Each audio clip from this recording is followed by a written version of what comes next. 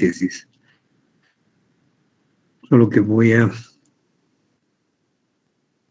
grabar el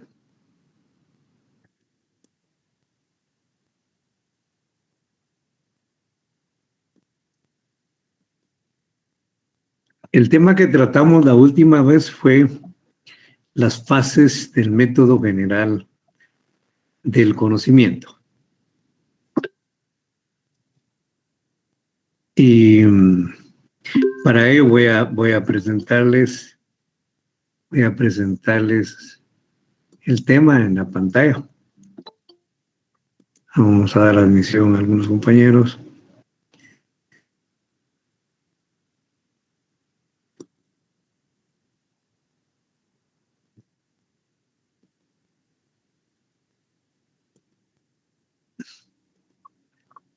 Bueno, este fue nuestro tema.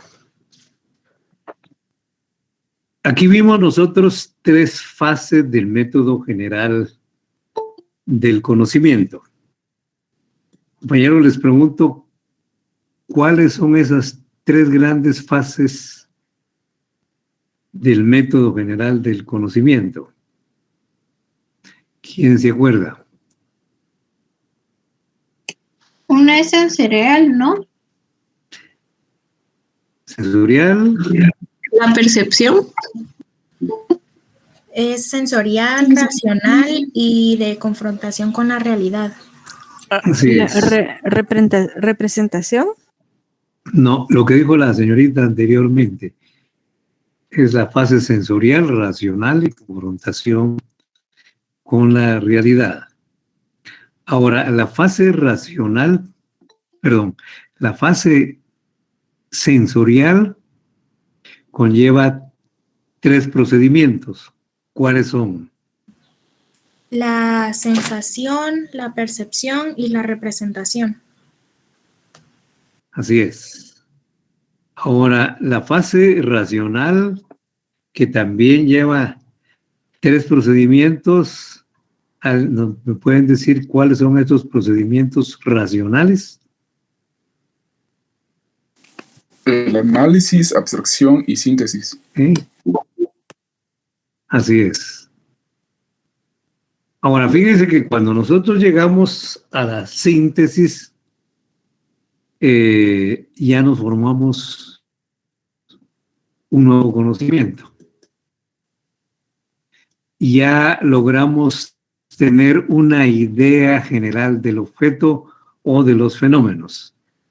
¿Cómo se le llama a esta idea general que constituye también la unidad fundamental del conocimiento? Representación.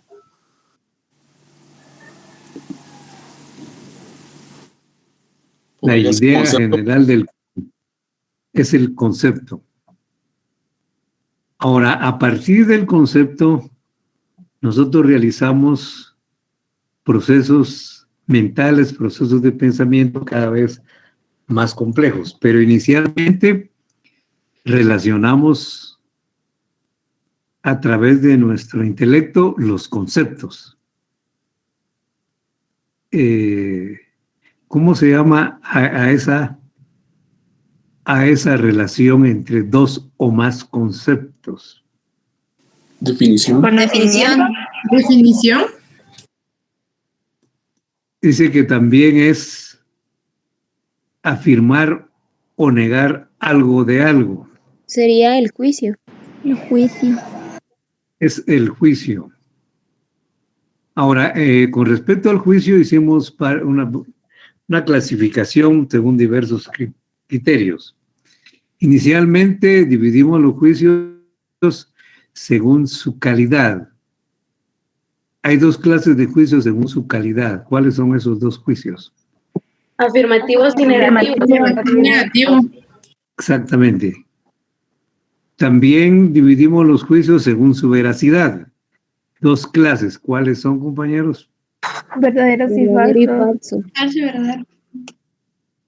Exactamente. También dividimos los juicios según su extensión en 3 clases. ¿Cuáles son? Universales, particulares y singulares. Así es. Así es, compañero. Muy bien.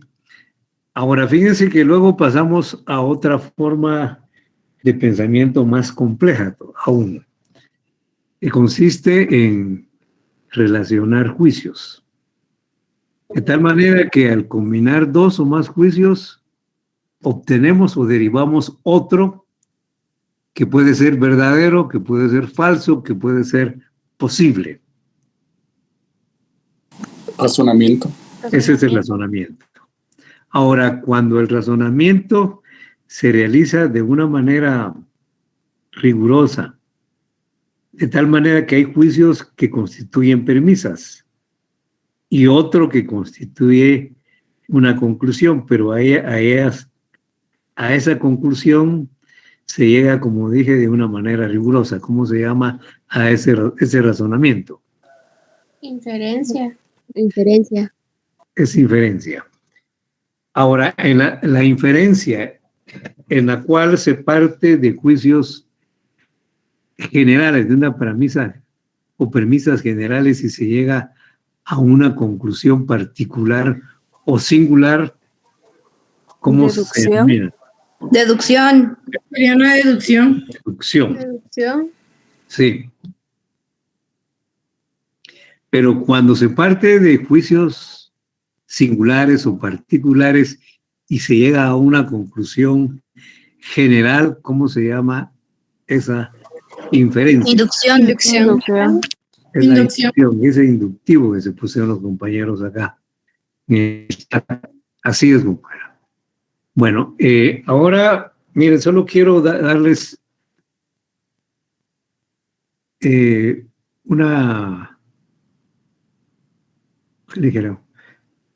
quiero indicarles lo siguiente. Este tema que acabamos de ver tiene suma importancia porque nos va a servir, fíjense ustedes, para nuestros trabajos de investigación. Cuando hacemos un plan o redactamos el informe final, en ambos nos piden, en un apartado del protocolo, nos piden los métodos o la metodología o las estrategias metodológicas. Y fíjense que aquí lo que hacemos es, cuando es un plan, pues escribimos lo que vamos a hacer. Dividimos nuestro trabajo en varias fases importantes. Y ahí también indicamos qué procedimientos metodológicos vamos a utilizar. Por ejemplo, inicialmente hay una actividad en la cual ubicamos los documentos en donde se encuentra el tema que vamos a investigar. Porque necesitamos hacer un marco teórico, y entonces necesitamos documentos, libros de donde vamos a formar nuestro marco teórico. Pero esa ubicación física, ¿qué clase de procedimientos llevarán? ¿Serán sensoriales? ¿Serán racionales? Solo la ubicación física.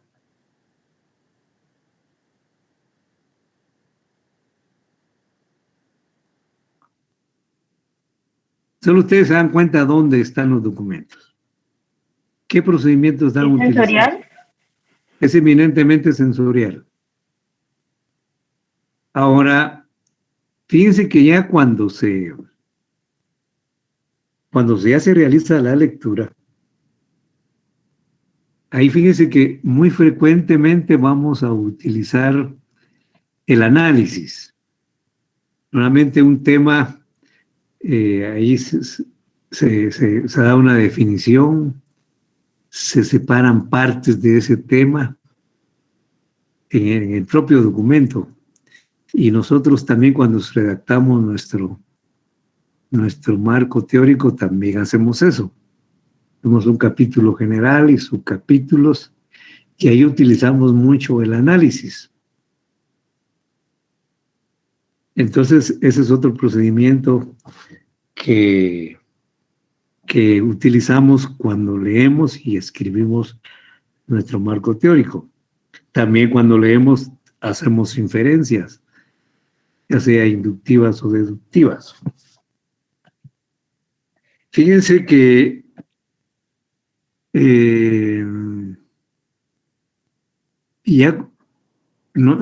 si nosotros en nuestro trabajo planteamos una hipótesis, las hipótesis normalmente son juicios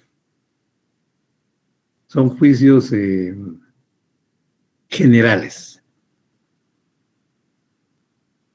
Y las demostramos a través de estudios bien particulares. Lo comprobamos a través de incluso aplicar instrumentos a una persona o varias personas. Es decir, incluso vamos del planteamiento, repito, la hipótesis son planteamientos generales y lo demostramos a través de casos particulares o singulares. Ahí, ¿qué clase de inferencia utilizamos, compañeros? Repito, vamos de juicios generales de la hipótesis a la demostración con casos singulares. ¿Qué clase de inferencia? Deductiva, Lick. Ahí estamos utilizando la deducción. Ahora, cuando nosotros, solo estoy poniendo un ejemplo, ¿cómo podemos ir realizando nuestro trabajo y qué procedimientos vamos a aplicar ahí en esas grandes fases de nuestra investigación? Por ejemplo, cuando nosotros al final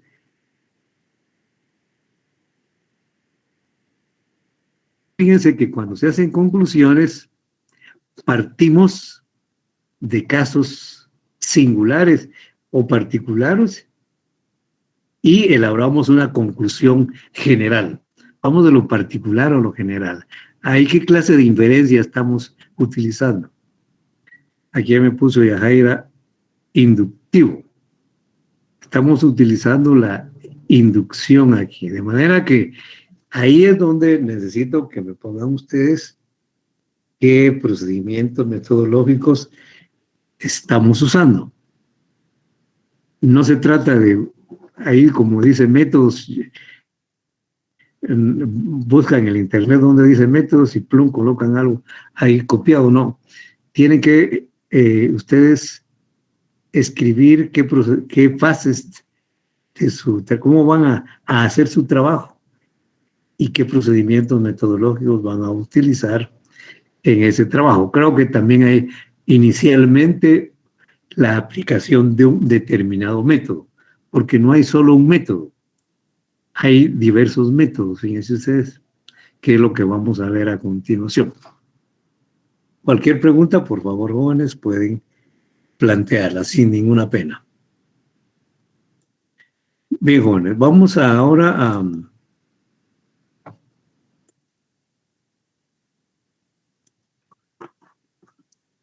a hablar de este tema de la metodología. En este curso entendemos metodología como el enfoque u orientación que se le da al método. Y por lo tanto hay diversas metodologías. Pues esto que vamos a ver es el tema de la metodología. Podemos utilizar diversos métodos cuando investigamos. Miren lo que dice Bonilla aquí. Contiene la descripción y argumentación de las principales decisiones metodológicas adoptadas según el tema de investigación y las posibilidades del investigador. Yo agregaría también según el propósito de la investigación. Así va a ser el método que vamos a emplear. De manera que cada método tiene diversa orientación, diverso enfoque, que es lo que vamos a tratar precisamente en el tema del día de hoy. Ahora, fíjense que los métodos o las metodologías se basan en una determinada corriente de pensamiento, en una determinada visión del mundo, en una determinada interpretación del mundo, una determinada interpretación general de la realidad.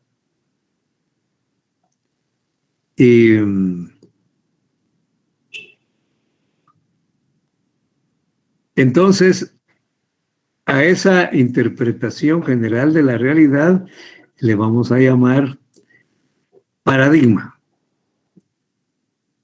Vamos a ver, diferenciar las diferentes interpretaciones generales de la realidad.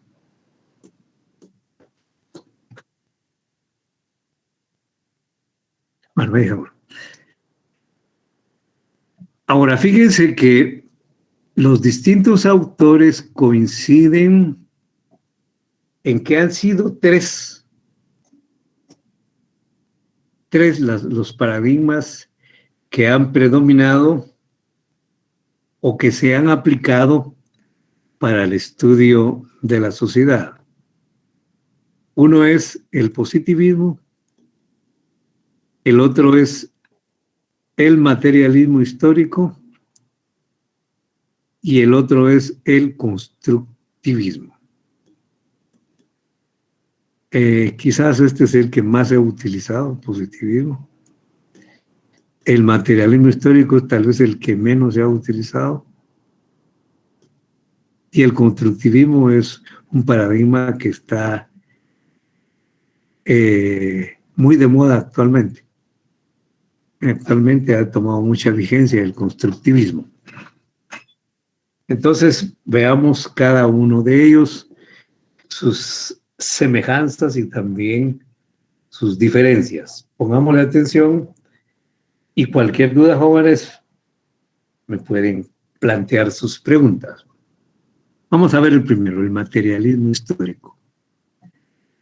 Ahora, fíjense, jóvenes, que para abordar el materialismo histórico, inicialmente vamos a referirnos al materialismo dialéctico. El materialismo dialéctico se define de la siguiente manera, miren. Es el estudio de las leyes más generales de la naturaleza, la sociedad y el pensamiento. O sea, es el estudio de las leyes más generales del mundo material, que se divide en naturaleza, sociedad y pensamiento. Este materialismo dialéctico es llamado también la filosofía materialista, materialismo dialéctico.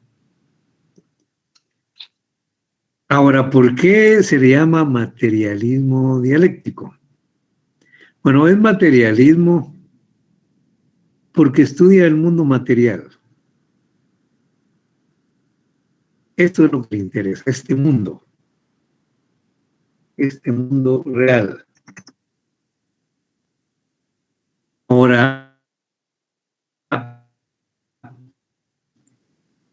también se le llama materialismo porque parte del principio filosófico siguiente. Lo primario es la materia. Lo derivado es el pensamiento, la idea. Ustedes ven esto, que lo primario es la materia, lo derivado es el pensamiento. ¿Se acuerdan que definimos el conocimiento como el reflejo en nuestra mente del mundo material? Pues está aplicando precisamente ese principio. Nuestro conocimiento parte del mundo real, del mundo material. Y la idea, el pensamiento es un reflejo de ese mundo material en nuestra mente. Entonces, repito, la fuente de nuestro conocimiento es el mundo material. Y lo derivado es la idea, el pensamiento. Este es el principio materialista general de esta filosofía materialista. Ahora, se le llama dialéctico porque aplica la ley de la dialéctica para explicar el desarrollo del mundo, la naturaleza, la sociedad y el pensamiento.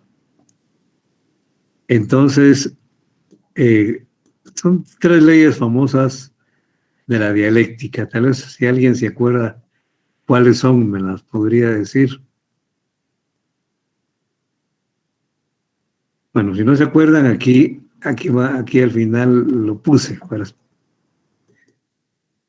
Bueno, no está de más recordarles que el materialismo dialéctico fue fundado por Carlos Marx y Federico Engels. Ellos fueron compañeros, amigos,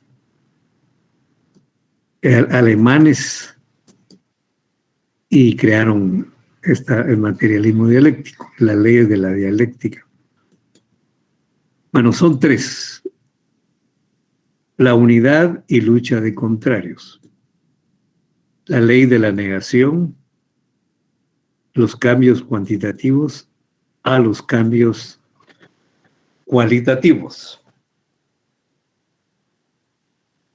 Voy a darles un ejemplo de esto de unidad y lucha de contrarios. Por ejemplo, en el método, fíjense ustedes, el método general del conocimiento. El método es una unidad, es un proceso, es una unidad. Y está compuesto por procesos contrarios. Una es la fase sensorial y el otro es la fase racional. Son diferentes. Si ven, la fase racional también está compuesto por procesos opuestos. Por ejemplo, el análisis, que es separar las partes del objeto mentalmente. Y la síntesis, que es la reunión de las partes del objeto y conforman esta segunda fase, que es la racional. Hay contrariedad ahí en esa unidad. Ahora, fíjense que para la dialéctica,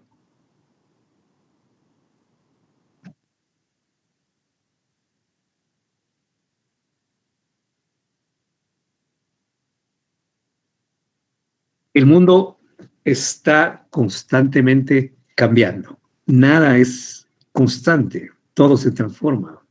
Todo lo que comienza, termina. ¿Verdad? Y precisamente esa contradicción es lo que da lugar al movimiento y a la transformación.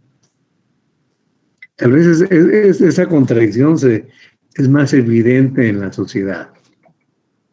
Los grupos, los sectores sociales piensan diferente, interpretan la realidad de diferente manera, tienen criterios diferentes, tienen intereses diferentes. Y eso los hace interpretar la realidad de determinada manera, de diferente forma. Que sé yo, por ejemplo, en la sociedad guatemalteca hay grupos, sectores que no están de acuerdo en que se haya destituido al jefe de la FESI, por ejemplo, porque estaba realizando un trabajo eficiente contra la impunidad. Pero hay otros grupos que sí están a favor del cambio, porque eso les favorece también. Hay sectores poderosos que se han refugiado en la impunidad, y entonces a ellos les conviene este tipo de acción, ¿verdad? Que no haya personas que estén por esa lucha contra la impunidad. Entonces hay criterios diferentes, opuestos, fíjense. Hay sectores que quieren cambios en la sociedad, que miran que hay deficiencias, que hay índices sociales que indican graves deficiencias,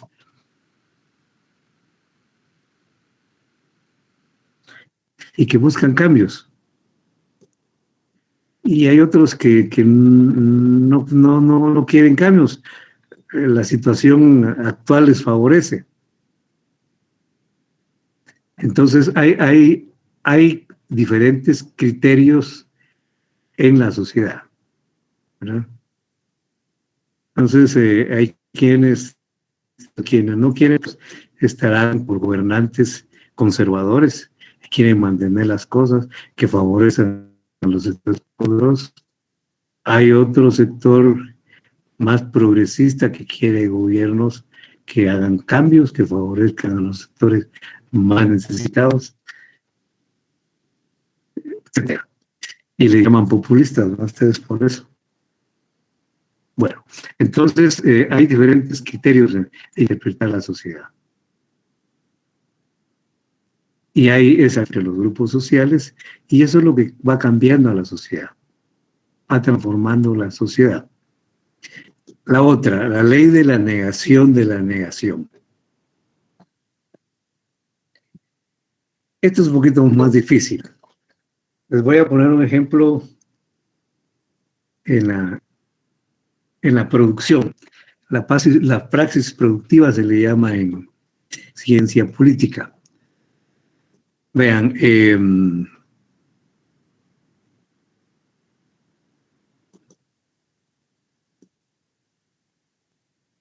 fíjense que necesitamos elaborar artículos, bienes para satisfacer nuestras necesidades.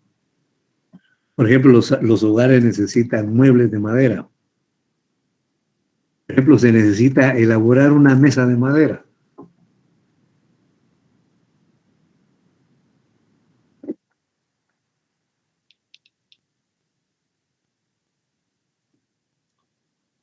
Bueno.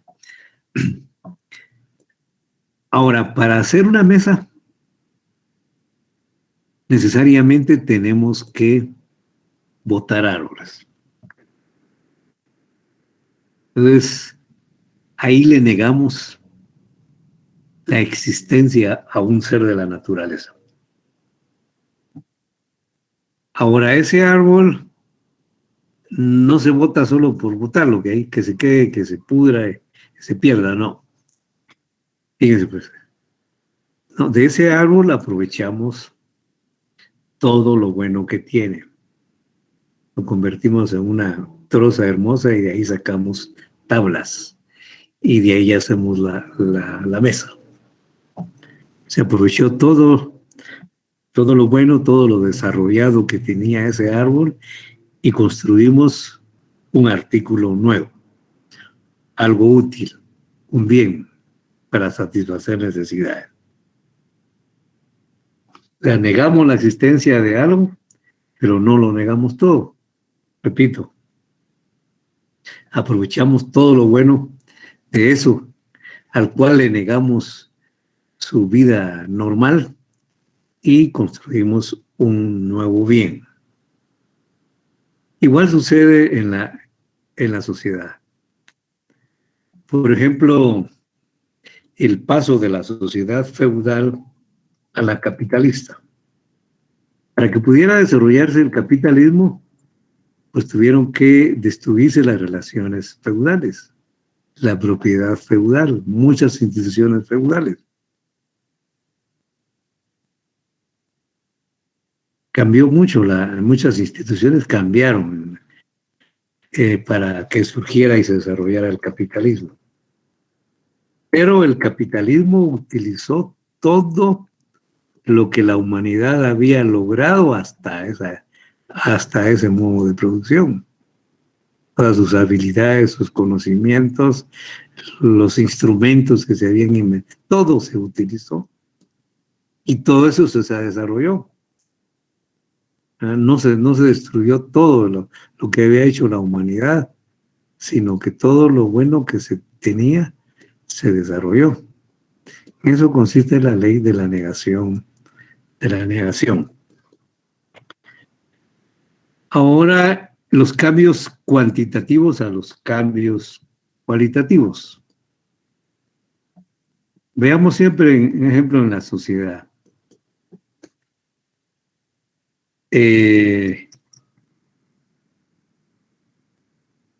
Por ejemplo, en el sistema feudal. El sistema feudal crecieron, se multiplicaron, se diversificaron las artesanías y también creció la producción campesina. Ahora, en el momento en que la producción, porque la producción artesanal es producción para el cambio. En el momento en que la producción para el cambio fue mayor que la producción para el consumo, entonces se desarrollaron las relaciones capitalistas. Por ejemplo, en un taller artesanal, pequeño taller artesanal, ahí el dueño de ese taller trabaja directamente en su taller, a veces utiliza a su familia. Ahora, en la medida que se fue desarrollando la sociedad, se fue desarrollando el feudalismo, creció también el comercio, creció también la demanda de productos artesanales. Entonces él tuvo que ampliar su taller, producir más. Y en determinado momento su taller creció de tal manera que él ya no trabajó o ya no pudo trabajar directamente en el taller, sino que contrató fuerza de trabajo ajena y la trajo a laborar en su taller. Ahí surgen las relaciones capitalistas. Se convierte de un maestro artesano, se convierte en un capitalista. Y su taller se convierte en una empresa capitalista. Entonces, los cambios cuantitativos dan lugar a los cambios cualitativos. Bien, regresemos ahora acá al materialismo histórico. Cualquier pregunta, jóvenes, por favor, hagan así, no es una pena. Si no me preguntan, yo sigo adelante. Bueno, ahora vean, ¿cómo se define el materialismo histórico? Dice que es el estudio de las leyes más generales de la sociedad. Ahora yo les pregunto, compañeros, ¿qué diferencia ven ustedes entre el materialismo histórico y el materialismo dialéctico? Miren,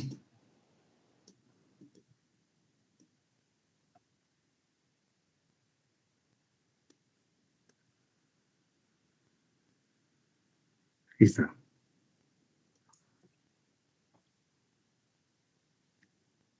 ¿No le ven nada de diferencia? Licenciado, buenas tardes. Sí, Yo joder, lo que Leonel. digo, no sé si esté seguro, es que el materialismo dialéctico estudia las leyes más generales de la naturaleza, mientras que el histórico solo los de la sociedad. No, pero en el primero hay que ampliar. ¿Qué estudia el materialismo dialéctico, me dijo? La naturaleza y el pensamiento. La sociedad también. No, Y el eso lo dije en pensamiento. el histórico. Las tres, del mundo en general. Ok. Y el otro, tal y como usted dice, solo una parte de ese mundo que es la sociedad. Esa es la diferencia, José Leonel. Está bien planteada la diferencia. Bueno, Muchas gracias, licenciado. muy bien, gracias, José Leonel. Bueno, pues jóvenes, entonces, esa es la diferencia. Es el materialismo dialéctico aplicado al estudio de la sociedad. Ahora veamos el principio general o tesis fundamental del materialismo histórico se enuncia así. El ser social determina la conciencia social. Bueno, fíjense pues, el ser social determina la conciencia social. El ser social es la sociedad misma, es la vida social, la existencia social, el conjunto de relaciones sociales. Esa es la sociedad, la realidad social. Es el mundo social, el mundo material social. Eso es el ser social. Y ese ser social determina la conciencia social. Ahora, ¿qué es la conciencia social? Pues fíjense que la conciencia social está dentro de mí. Es mi cerebro, mi pensamiento, hasta mi corazón, fíjense. O sea, lo que yo pienso, lo que yo creo, lo que yo me imagino, lo que yo sé, lo que yo teorizo, esa es la conciencia social. Pero también lo que yo siento, también es la conciencia social. ¿Viste? También eso es la conciencia social. De manera que lo que determina a mi pensamiento es el ser social material, ¿verdad? No la naturaleza, sino el ser social. O sea que es prácticamente el mismo principio, que la materia determina el pensamiento, la conciencia. Lo que aquí se refiere exclusivamente a la sociedad, el ser, por eso dice el ser social. La existencia social determina mi conciencia. ¿Por qué conciencia social? Porque es la conciencia que tengo de la sociedad. Es lo que sé de la sociedad. Es lo que siento de la sociedad. Es lo que creo de la sociedad. Esa es la conciencia social. Y repito, hasta lo que yo siento, hasta eso también fue una parte de la conciencia. Indudablemente, por ejemplo, alguien que venía a la capital a trabajar o hacer un mandado y se encuentra con un bloqueo en la entrada, no lo dejan pasar, pues ahí va. Imagínense lo que siente este señor acerca de eso, ¿no? Pues eso que siente también es parte de su conciencia que tiene de la sociedad. Bueno, ahora la conciencia social también la llaman la vida espiritual de la sociedad. es el reflejo, dicen aquí otra vez esa palabra, ¿viste? Dice mucho el materialismo histórico. Es el reflejo en la mente, en la conciencia del individuo, del ser social. El objeto que yo reflejo es un fenómeno de la sociedad, porque estamos hablando del materialismo histórico. Es el reflejo en la mente, en la conciencia del individuo, del ser social, o de una parte del ser social. Entonces aquí estamos aplicando ese principio también materialista a la sociedad. Ahora, fíjense que nosotros, bueno, ustedes no estuvieron conmigo en economía, pero en economía hay un tema donde diferenciamos base económica y superestructura. Base económica y superestructura. Estos también son elementos del análisis del materialismo histórico.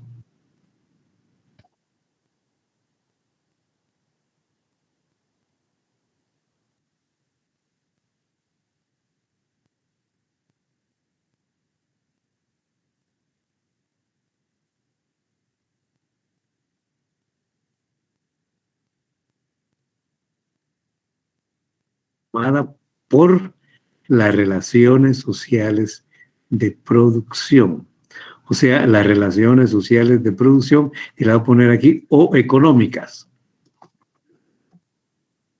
Sea más claro. Asentadas en las fuerzas productivas. O sea, está formada por las relaciones sociales de producción que están sobre las fuerzas productivas, que tienen un determinado nivel de desarrollo. Esta es la base económica. Y sobre esta base económica se levanta la superestructura. Y la superestructura está formada por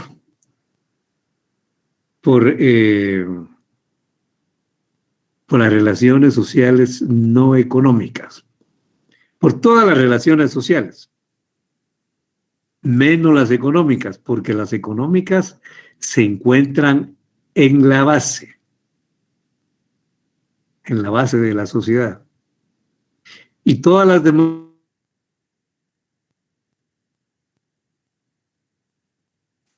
políticas son relaciones superestructurales. Las relaciones jurídicas se encuentran en la superestructura. Las relaciones morales también, las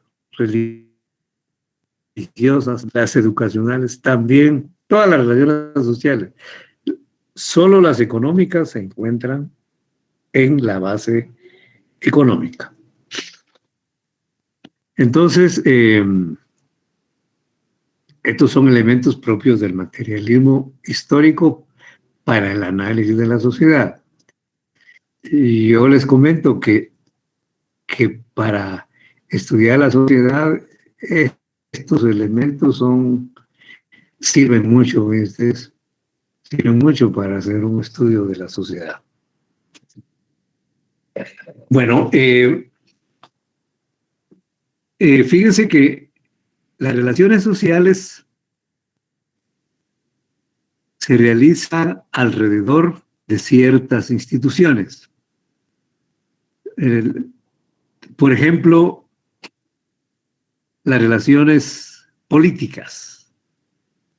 Las relaciones sociales son políticas porque en medio está el Estado. Se realizan en torno al Estado. Y por eso las relaciones se convierten en políticas. Cuando se realizan en torno a las leyes, en torno al derecho, entonces las relaciones sociales son jurídicas. Cuando se realizan en torno a las iglesias, entonces son relaciones religiosas, o los códigos religiosos, o en torno al derecho canónico. son de carácter religioso. O cuando se realizan en torno, por ejemplo, las relaciones educacionales se realizan en torno a la escuela, en torno a la universidad, son relaciones educacionales. Bueno, y así las relaciones sociales en general, pues siempre están en medio ciertas instituciones. Ahora, fíjese que la unidad de estos dos, la base económica y la superestructura, recibe el nombre de formación económico-social, que es el concepto más general del materialismo histórico, la formación económico-social. En lugar de decir sociedad, decimos formación económico-social, y que está formada por la base económica y la superestructura. Bueno, yo diría que básicamente es esto. Ahora, algo que voy a insistir en este último párrafo que está acá. En una investigación donde se aplica este método o esta metodología, pues algo que hay que seguir en ese estudio es la lucha que se da entre los sectores sociales. Hay sectores que quieren que las cosas se mantengan, hay sectores que quieren cambios, y eso va provocando transformaciones. Incluso el materialismo histórico está a favor de cambios profundos, de cambios revolucionarios. Entonces promueve la construcción de una sociedad más igualitaria, sin diferencias sociales en última instancia. Pero inicialmente, pues cambios profundos en la sociedad, que haya nuevas condiciones para la mayoría de los habitantes de un país o de una sociedad. Esto constituye el materialismo histórico. Cualquier pregunta, pueden hacerla. Bien, si no hay preguntas. Licenciado, perdón. A ver, señorita. Sí, ¿podría repetir lo de unidad y lucha de contrarios? Es que eso sí no lo escuché bien. Carmen María. Sí. Muy bien. Mire, pues, todo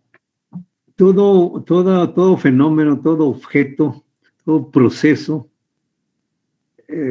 toda sociedad incluso, es una unidad. Una institución es una unidad, una comunidad es una unidad, un país es una unidad. Un proceso es una unidad. Y entonces,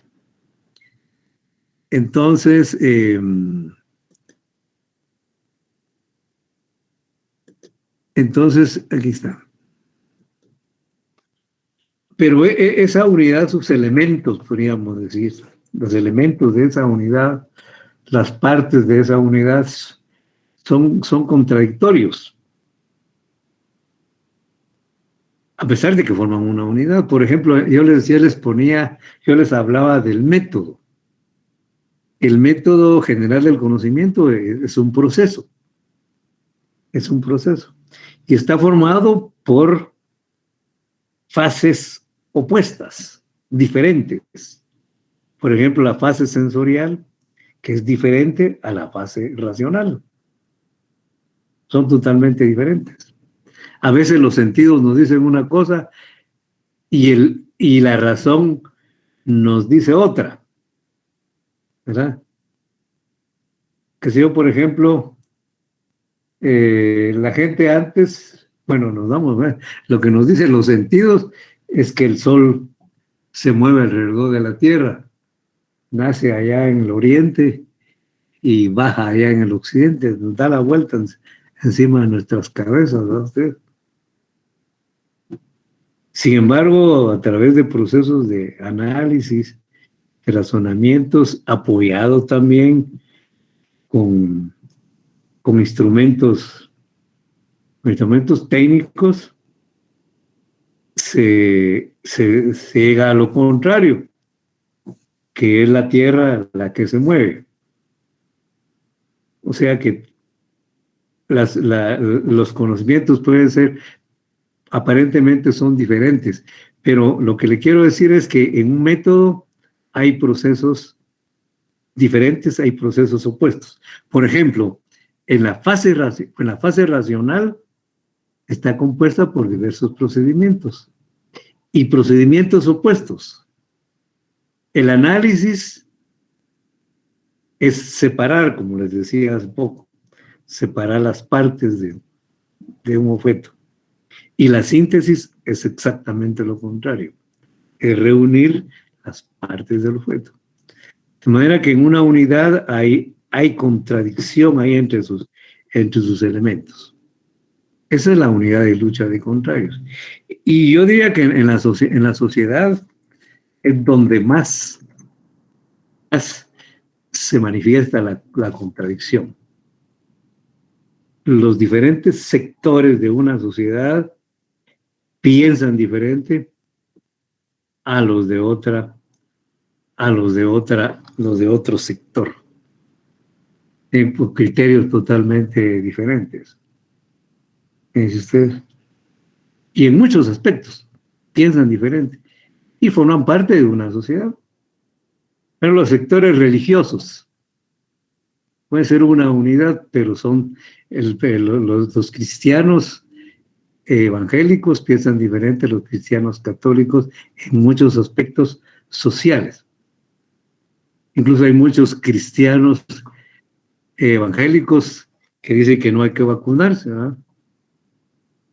Y la Iglesia Católica dice lo contrario, que es antiético decirle a la gente que no se vacune, por ejemplo, ¿verdad? Entonces, hay diferencias entre los sectores sociales. Por ejemplo, el sector religioso. Hay mucha diferencia en la forma de concebir la sociedad. Eso es la unidad y lucha de contrarios. Gracias, licenciado. Para servirle. Bien, jóvenes, vamos ahora a comenzar. Gracias por la pregunta, porque así ampliamos un poquito más eso. Veamos este otro paradigma que es diferente tiene cosas en común y tiene cosas muy diferentes. El positivismo. Es un paradigma, es una tendencia filosófica, sociológica, que sigue estando muy vigente en la sociedad actual. Les decía hace poco que es el paradigma que más se ha utilizado en la investigación. Es obra de Augusto Comte, de quien hablamos al principio de la clase, que tenía foto de Augusto Comte a finales casi ya terminando el siglo XVIII, nació y se murió a mediados del siglo XIX. Ahora, fíjense que yo les repito lo que les dije en esa oportunidad, que en su época se creía que las ciencias sociales o los estudios sobre la sociedad no tenían carácter científico, solamente las ciencias sociales. Y lo que él trata de demostrar, y trabajó por ello, es que también los fenómenos sociales pueden adquirir un carácter científico. Se le considera el fundador de la sociología capitalista moderna. Inicialmente la definió como física social, dice, y la definía como la ciencia que tiene por objeto el estudio de los fenómenos sociales, fíjense, estudio de los fenómenos sociales considerados con el mismo espíritu que los naturales. Aquí dice los artonómicos, los físicos, los químicos, los fisiológicos, sujetos a leyes invariables, cuyo descubrimiento es objeto especial de investigación. O sea, que se pueden estudiar los fenómenos sociales. Entonces, dice con el mismo espíritu, yo le agregaría con el mismo método con que se estudian los fenómenos de la naturaleza. Finalmente dice que llamó a esta disciplina la sociología y la definió como el estudio de los grupos humanos. Es Augusto Comte. Bueno, en su obra más importante, que se llamó Curso de Filosofía Positiva, él daba cursos de filosofía y escribió sus cursos en un libro que se llama Curso de Filosofía Positiva. Pues dice que en su primera lección proclama la ley de los 3 estadios. Esto es importante en Comte, fíjense. Dice que la sociedad y el conocimiento pasan por 3 etapas, él le llama estadios. El primero, miren, lo voy a poner aquí lo más sencillo posible. En el primer estadio, fíjense que la sociedad se interpreta, el desarrollo de la sociedad y los fenómenos sociales y todos los demás fenómenos del mundo en general se explican como algo generado por la voluntad de Dios. Esta es una visión teológica del mundo, ¿verdad usted? Todo obedece a la voluntad de Dios. Aquí dice otras cosas, pero en resumidas cuentas, eso es el estadio teológico.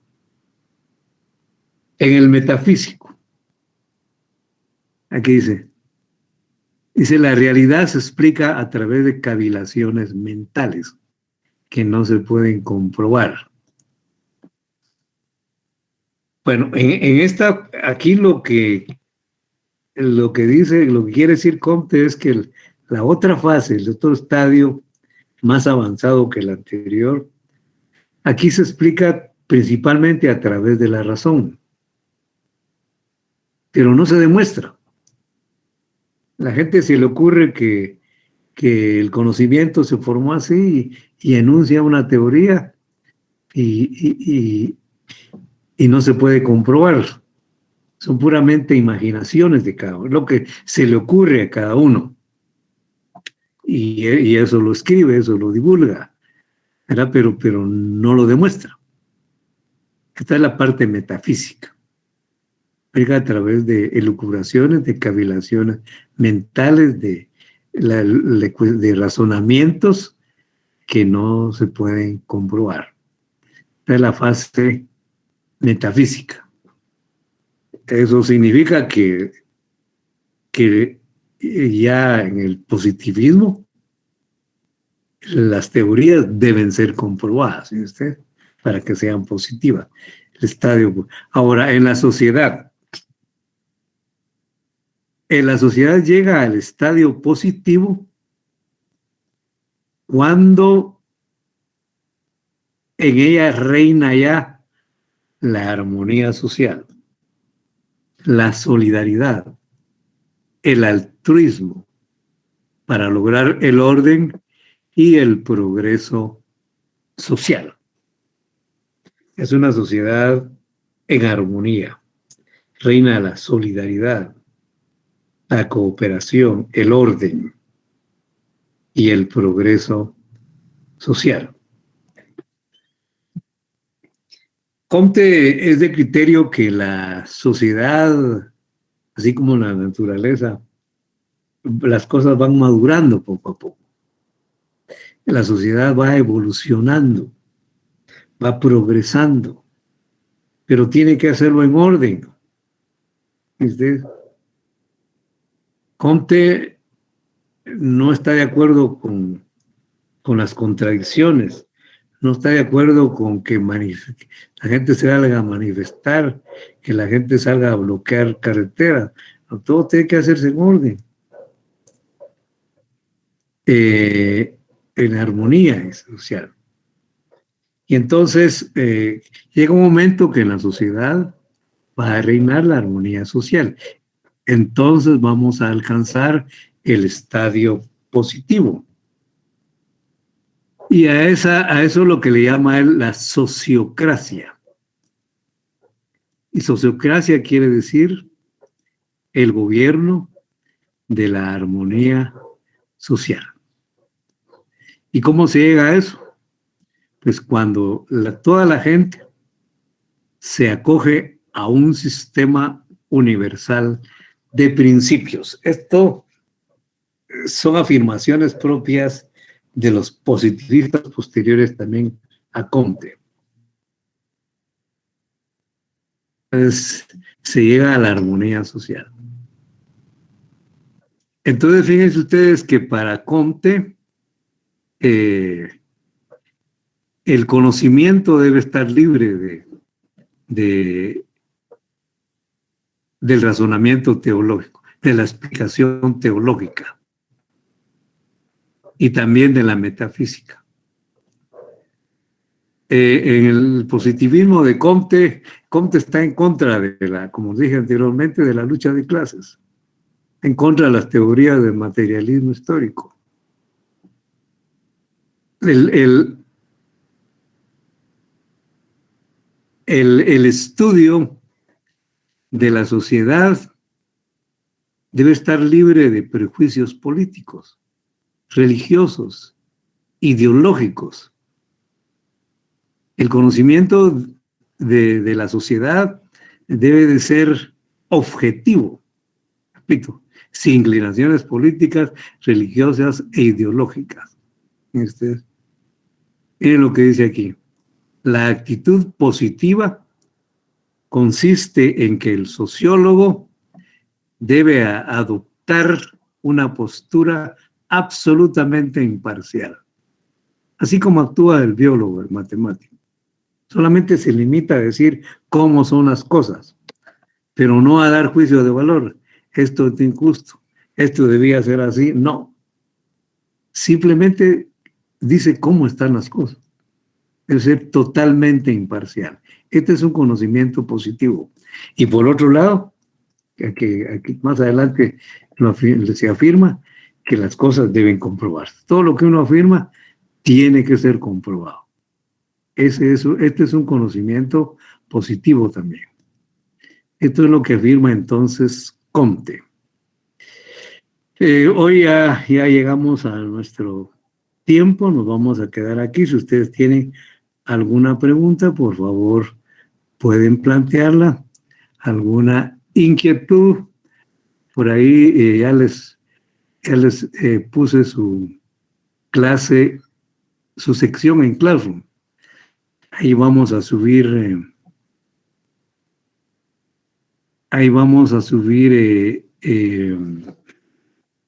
las tareas. Nos va a servir como nuestra clase virtual. Permítame.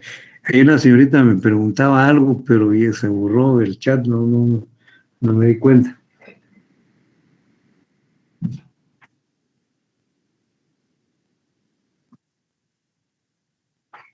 Licenciado, disculpe, ¿será que me puede explicar del tema sobre la ley de negación de la negación, por favor? Que le dé un ejemplo. Sí. Por favor, Mire, para contextualizar. es negación porque se niega algo. Por ejemplo, yo les hablaba del árbol que hay que cortar. Si se corta el árbol, estamos matando un árbol. Le estamos negando la vida a un árbol, ¿no? Estamos alterando la naturaleza con eso también. Bueno, ya va a dejar, ya no va a seguir creciendo ese árbol, ¿no? Pero no lo negamos totalmente al árbol. ¿Por qué no lo negamos? Porque de ese árbol vamos a construir algo nuevo, algo útil. Es otra negación, por eso se llama negación de la negación. Dice que para mí ponen cosas en el chat, pero se borran rápido, que no me da tiempo. No me da tiempo. No sé si quedó claro con este ejemplo, señorita.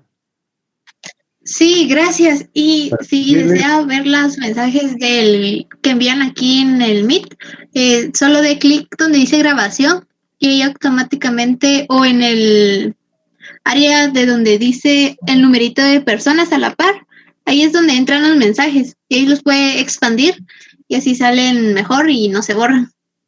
Ah, ya. Aquí a la par, dice, sí.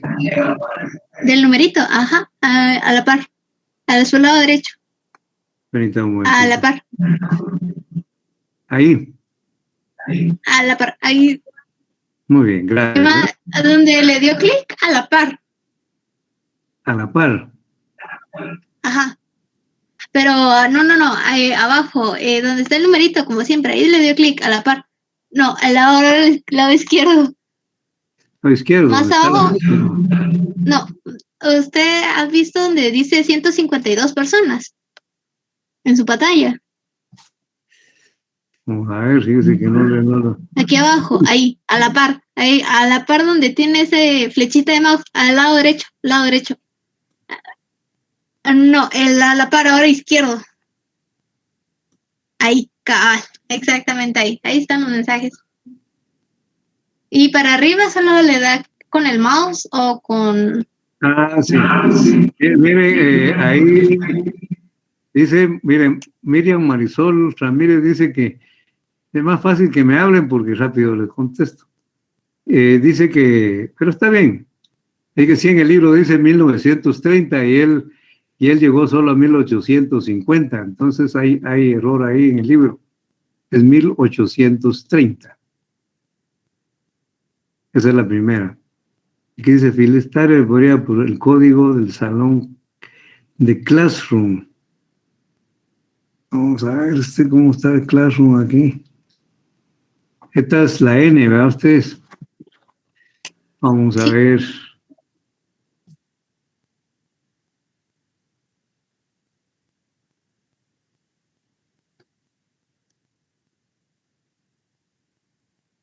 No. Permítame.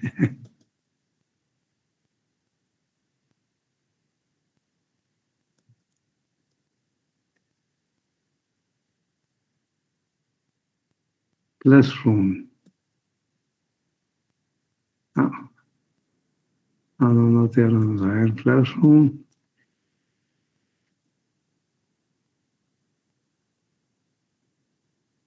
La N está aquí.